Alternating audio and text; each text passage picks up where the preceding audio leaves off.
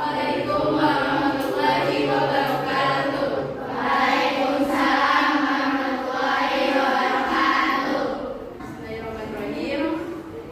Kami dari mahasiswa semester 1 Universitas Singapura Bangsa Karawang, Fakultas Agama Islam, Prodi Pendidikan Agama Islam. Tujuan kami sini ingin mengajarkan dan melaksanakan PKM sesuai dengan dosen pengaku, yaitu Ibu Dewi. Untuk selanjutnya yaitu perkenalan, dimulai dari Kakak Umar, yaitu sebelah kanan. Dipersilakan. Bismillahirrahmanirrahim. Assalamualaikum warahmatullahi wabarakatuh. Waalaikumsalam warahmatullahi wabarakatuh. Perkenalkan, nama saya Yaudah Lubis. Saya dari mahasiswa dari Fakultas Agama Islam, Program Studi Pendidikan Agama Islam. Saya Catur Sesa dari Selama Pendidikan Agama Islam, dan saya di sini dokumentasi. Catur, panggil aja Catur.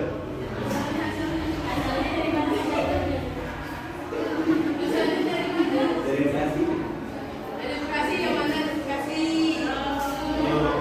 Apa itu separai kita tuh? Iya, Pak. Kalau saya Adias, sama juga dari Universitas Singapura. Kalau saya Adias, sama juga dari Universitas Singapura. Saya tinggal di Metro.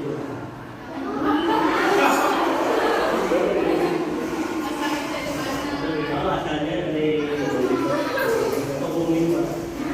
Saya dari Subang.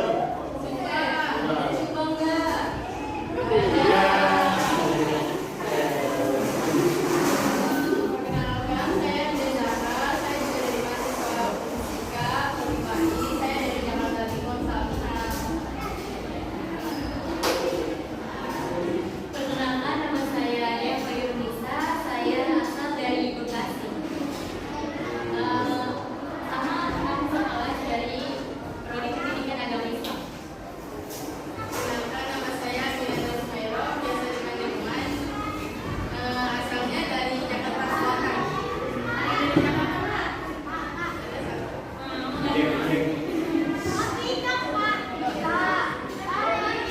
Perkenalkan, nama saya Eva Anifah. Sama mereka katanya dari Amerika, orangnya sama. Salam dari Karawang.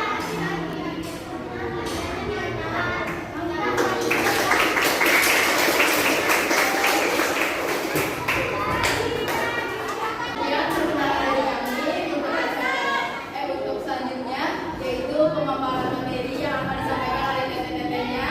Mohon ketenangannya dan simak baik-baik ya. Terima kasih. Wassalamualaikum Kirim Pak kita ya. warahmatullahi wabarakatuh. Waalaikumsalam warahmatullahi wabarakatuh. Assalamualaikum warahmatullahi wabarakatuh.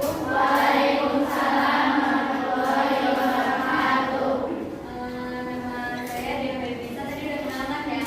Saya di sini sebagai moderator materi perbedaan hadis dan Al-Quran. Kalau bisa ditulis dicatat nggak apa-apa ya. Ya nanti kalau misalnya ada yang mau ditanyain langsung ditanyain ke yang bacain materinya.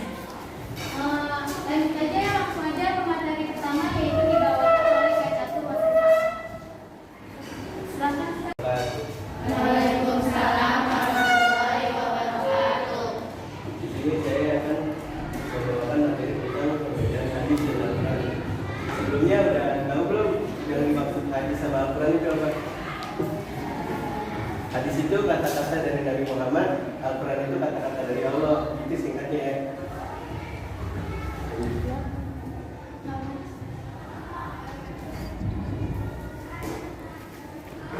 Di sini ada definisi Al-Quran menurut bahasa dan menurut istilah. Menurut bahasa, sebagian ulama mengatakan kata Al-Quran tidak menguncai akar kata. Dia merupakan nama bagi kalam Allah dalam kurung alamul najal. Sebagian yang lain berpendapat Al-Quran berasal dari kata qara'a yaqra'u qira'atan wa qira'an, artinya bacaan atau yang dibaca. Dan menurut istilah yaitu al-kalamul mu'jizu munazzalu ala nabi sallallahu alaihi wasallam al-maktubu fil masahifil munqulu antu bitawaturi muta'abbadu bitilawati.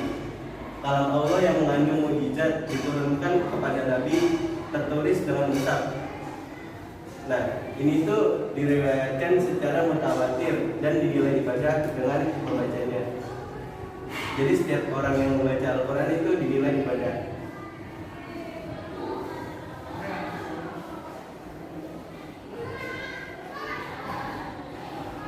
Di sini ada perbedaan Al-Quran dengan hadis. Kelihatan nggak? Enggak, yang baca sini ya, kelihatan.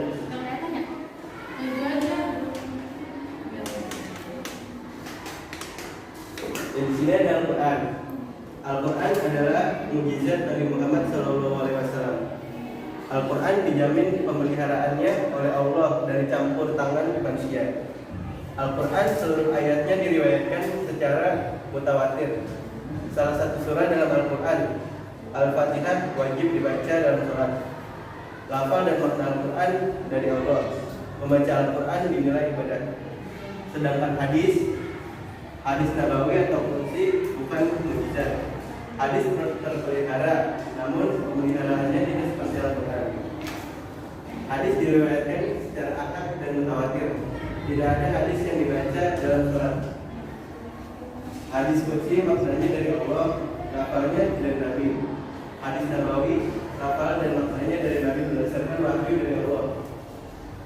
Membaca hadis tidak dinilai ibadah kecuali dengan niat menuntut ilmu atau dengan ilmu. Selanjutnya ada fungsi hadis terhadap Al-Quran. Jadi fungsi hadis terhadap Al-Quran itu ada 3. Yang pertama ada bayan takrir atau takkid, bayanu takririn atau takkid. Terus yang kedua ada bayan tafsir. Bayan tafsir ini dibagi menjadi 3. Ada tafsir al-mujmal, tafsir al-am, sama takkid al-mutlaq. Nah, yang ketiga fungsi hadis terhadap Al-Quran ada bayan tafsir. Untuk penjelasan berikutnya ada di next slide. Nah, yang pertama tadi kan ada bayan takrir ya. Nah, bayan takrir itu artinya hadis itu untuk memperkuat Al-Quran. Jadi di Al-Quran kan ada perintah mendirikan sholat dan menunaikan zakat dalam surat Al-Baqarah ayat 83. Terus di dalam Al-Quran juga kan ada perintah puasa dan di Quran surat Al-Baqarah ayat 183. Terus yang terakhir kan ada di Al-Quran juga ada perintah haji dalam surat Al-Imran ayat 97. Nah, di hadis ini diperkuat lagi. Contohnya itu dari Ibnu Umar berkata, Rasulullah bersabda, Islam didirikan atas 5 perkara: kesaksian bahwa tiada Tuhan melainkan Allah dan Muhammad utusan Allah, mendirikan sholat, menunaikan zakat, haji, dan puasa Ramadan. Hadis riwayat Bukhari. Jadi di sini tuh hadisnya itu untuk memperkuat. Kan tadi di Al-Quran kataannya ada perintah sholat, zakat, pergi haji. Nah, di dalam hadis itu dikuatin lagi. Emang benar kalau Allah tuh nyuruh kita buat sholat, pergi haji sama zakat. Next. Yang kedua tadi ada bayan tafsir. Bayan tafsir itu gunanya itu untuk menafsirkan Al-Quran. Nah, kan tadi bayan tafsir itu kan dibagi menjadi 3 ya. Nah, yang pertamanya tuh ada tafsir al-mujmal, hadis yang memperinci ayat Al-Quran yang global. Global itu artinya tuh luas. Contohnya kayak ada ayat Al-Quran kan, perintah sholat dan zakat, kayak disebutkannya secara global. Dia tuh kayak belum dijelasinnya, kayak belum secara rinci gitu, masih bersifat luas kan. Nah, di hadis diperinci atau ditafsirkan lagi. Contohnya kayak solu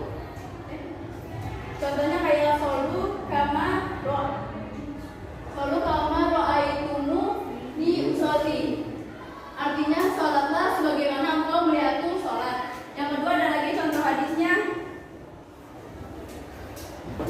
Hatu ruban usri amwalikum. Artinya berikanlah 2,5% dari harta-hartamu. Nah, di sini tuh tafsir al-mujmal itu kayak memperinci kan. Tadi udah dibilang suruh sholat sama zakat. Nah, di hadis nyuruh kalau kita tuh sholat sesuai dengan sama Nabi Muhammad yang ngelakuin kan, yang Nabi Muhammad contohin. Terus kayak zakatnya itu juga kan kita Al-Quran cuma nyuruh kayak kita suruh zakat kan belum dijelasin lagi kan. Nah di hadis itu dijelasin kalau zakat itu diberikan itu 2,5% dari harta-harta yang kalian punya. Boleh di next. Selanjutnya silakan Bang Adias untuk menjelaskan materi.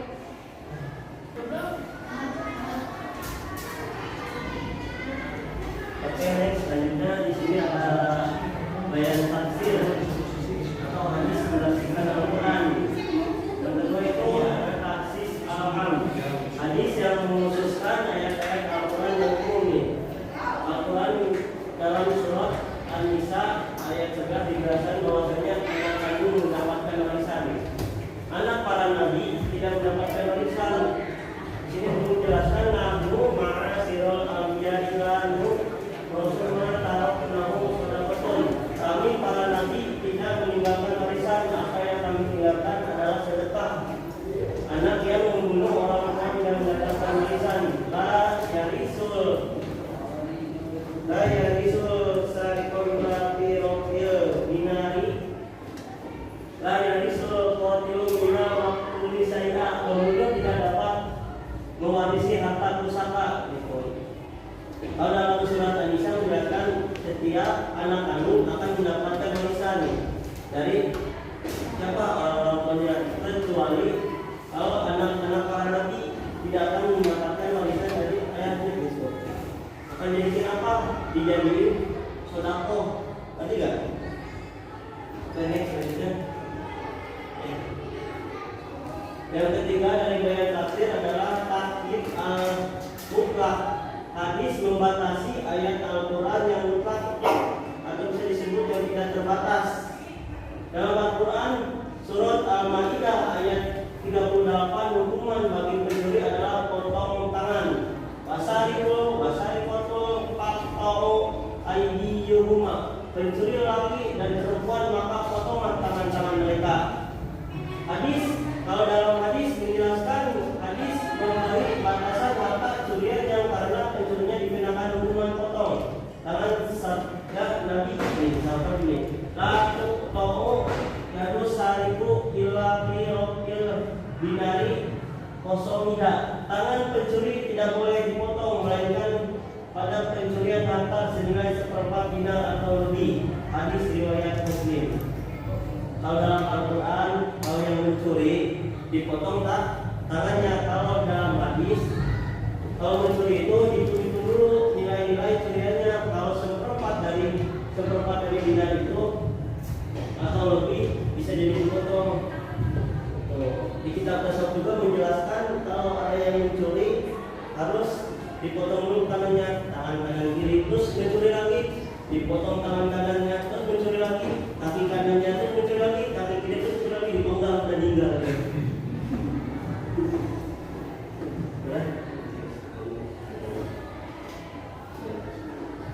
Sini bayan tasrih.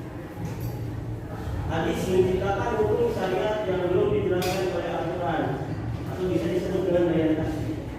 Hadis Rasulullah bersabda di Rasulullah Kurima dibasul hariri wadahati ala dukui ummati wa uhila rinatihim. Diharamkan memakai sutra dan emas bagi laki-laki dari umatku, namun dihalalkan bagi kaum wanita mereka. Hadis riwayat Tirmizi. Contoh lain Rasulullah bersabda, Innallaha wa rasulahu yanhayanikum an bu'il umuri ahliyati fa innaha bisun. Sesungguhnya Allah dan Rasulnya melarang kalian memakai daging keledai peliharaan karena hewan itu najis. Rasulullah hadis riwayat Bukhari. Gimana ketiga yang udah dijelasin tadi? Perbedaan hadis dengan Quran. Saya jelasin ulang lagi ya.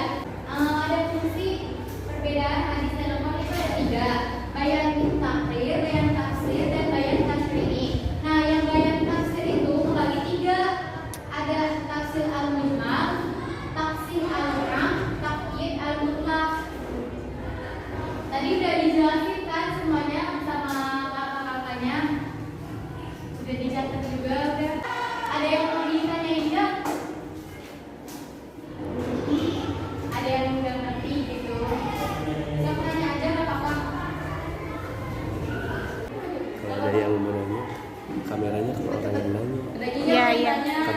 udah pause dulu.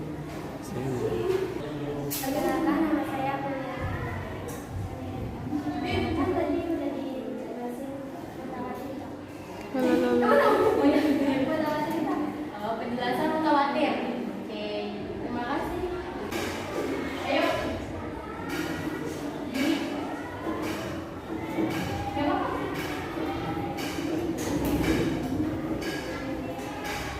Nama saya Sri Sintiasara. Saya menanya mengenai dari boleh pakai kalung sebesar Jawabnya. Terima kasih.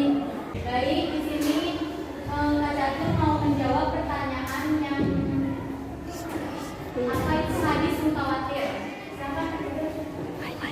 Saya di sini ingin menjelaskan tentang hadis mutawatir.